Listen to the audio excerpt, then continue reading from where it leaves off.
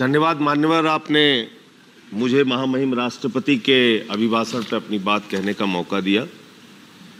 मान्यवर, जब मैं महामहिम राष्ट्रपति जी का अभिभाषण पढ़ रहा था तो मुझे लगा कि इतनी बड़ी बड़ी बातें इस भाषण में सरकार के द्वारा महामहिम जी के माध्यम से कहलवाई गई है, जिसका वास्तविकता से कोई लेना देना नहीं है। जमीन पे आप ठीक विपरीत काम करते हैं और जब महामहिम राष्ट्रपति का अभिभाषण करवाते हैं तो आप श्रेष्ठ भारत, एक भारत, सबका साथ, सबका विकास और अमृत महोत्सव की चर्चा करते हैं।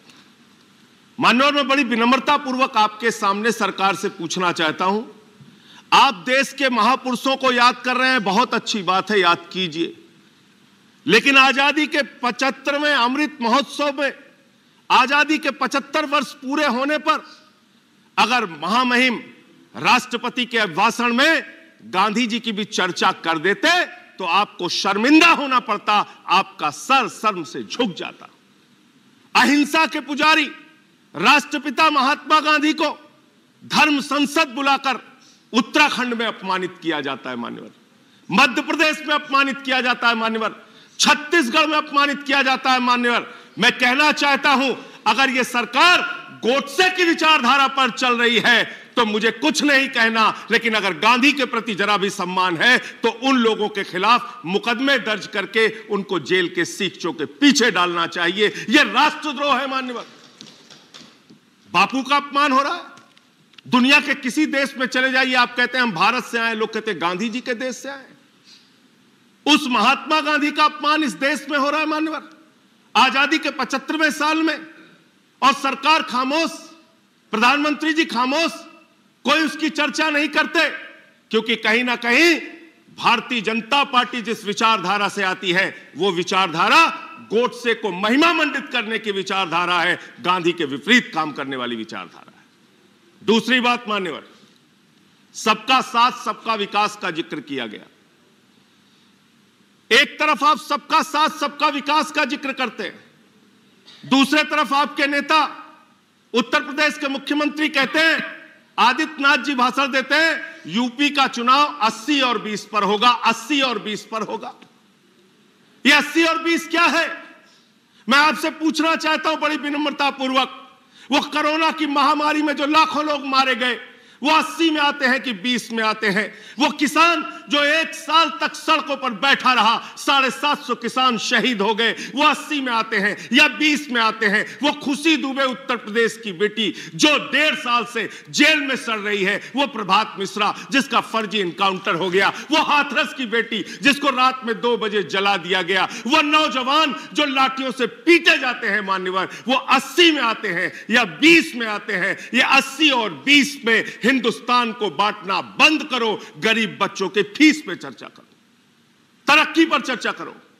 आप किस ओर हिंदुस्तान को लेकर जाना चाहते हैं? क्या आप करना चाहते हैं? आपने श्रेष्ठ भारत कहा, 17वें पॉइंट को मैं पढ़ रहा था मैंने, श्रेष्ठ भारत, और इस श्रेष्ठ भारत के साथ आप क्या कर रहे हैं? माननीय गृह मंत्री जी बयान देते हैं मुजफ्फरनगर में जाके, दंगे याद है ना? हाँ, 4 मिनट बोल चुके हैं मान्यवर, प्लीज। जिसके एक मेंबर है, जिसके एक मेंबर है, एज पर रूल्स जा रहा हूं, please, as per rules, 10 as per rules, नहीं, मेरे साथ न्याय कीजिए सर। एज पर रूल्स, मैंने आपका नाम लेट से आया, मैं आपको अवसर दे रहा हूं। अगर आप नहीं, अगर आप, मैं उस पर बहस नहीं करना चाहता, मैं रूल्स के अनुसार आपको मौका दे रहा हूं, नहीं तो मैं दूसरे किसी को आमंत्रित करूंगा। 2 मिनट में करें, आपको ऑलरेडी 4 मिनट बोल चुके हैं, प्लीज। मान्यवर, मैं बड़ी विनम्रता पूर्वक आपसे कहना चाहता हूं, हमारे देश के गृह मंत्री, इस भाषण में श्रेष्ठ भारत की बात कही गई, वो भारत श्रेष्ठ है, श्रेष्ठ था, श्रेष्ठ रहेगा, लेकिन उस श्रेष्ठ भारत को आप दिन रात पाकिस्तान से डराते हैं।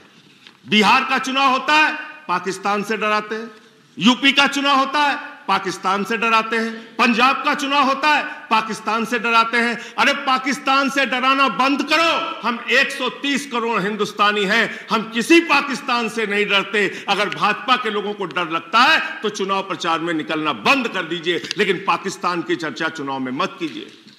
मान्यवर, मैं पूरा भाषण पढ़ रहा था, किसानों का जिक्र आया, गरीब कल्याण योजना का जिक्र आया, आपने उसका बजट न्यूनतम कर दिया। इसका मतलब मार्च तक गरीबों को मुफ्त राशन मिलेगा। चुनाव खत्म, गरीब राशन की योजना खत्म। यह है आपकी योजना। हम सारे लोग श्रेष्ठ भारत को मानते हैं, भारत माता की जय लगाते हैं, लेकिन भारत माता, मैं कंक्लूड कर रहा हूं सर, भारत माता की जय तो तब होगी जब उस मां के 130 करोड़ बच्चे, हिंदू हो, मुसलमान हो, सिख हो, ईसाई हो, अगड़ा हो, पिछड़ा हो, दलित हो, सवर्ण हो, जब सब खुशहाल रहेंगे, एक साथ मिलकर चलेंगे, तब भारत माता की सही मायने में जय होगी। जब गरीब बच्चों को अच्छी शिक्षा मिलेगी मान्यवर, अच्छा इलाज मिलेगा मान्यवर, तब ये देश, जब किसान को उसके फसल का दाम मिलेगा, तब भारत माता की जय होगी। इसलिए जो भाषण में आपने लिखा, जो बात आपकी सरकार की ओर से कहलवाई गई और जो आपका कर्म है, उसके बारे में एक ही बात कहना चाहता हूं कि तू इधर उधर की ना बात कर, ये बता कि काफिला क्यों लुटा। मुझे रहजनों से गिला नहीं, तेरी रहबरी पर सवाल है। Thank you. तेरी रहबरी पर सवाल है। थैंक यू माननीय विनय विश्वम जी। अंतिम 1 मिनट सर, मैं खत्म कर रहा हूं सर। 1 मिनट नहीं, आप कंक्लूड करें। मैं अंतिम 1 मिनट में खत्म कर रहा हूं। नहीं, 1 मिनट नहीं दे सकते, सॉरी। खत्म कर रहा हूं सर। माननीय विनय विश्वम जी, मैं खत्म कर रहा हूं सर, खत्म कर रहा हूं। मैं सिर्फ आपसे यही कहना चाहता हूं, आपके माध्यम से सरकार से निवेदन करना चाहता हूं, चुनाव मुद्दों पर लड़िए, देश का माहौल मत बिगाड़िए, देश को नफरत की आग में मत झोंकिए, देश को इस चुनाव को माननीय विनय विश्वम कराइए।